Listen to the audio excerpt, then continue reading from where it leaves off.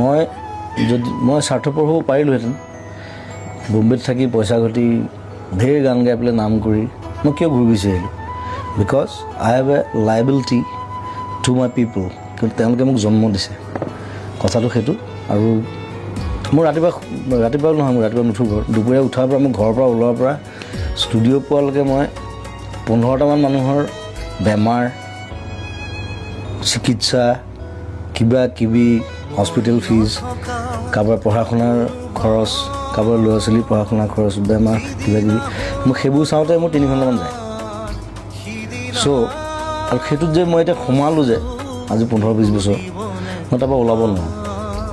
কাৰণ ওলালে মই মোৰ নিজক মই ক্ষমা কৰিব নোৱাৰিম চ' সেই ৰেছপনচিবিলিটিটো তেওঁলোকে ভাবে যে কোনোৱে একো নকৰিলে জুবিনদাই কিবা এটা কৰিব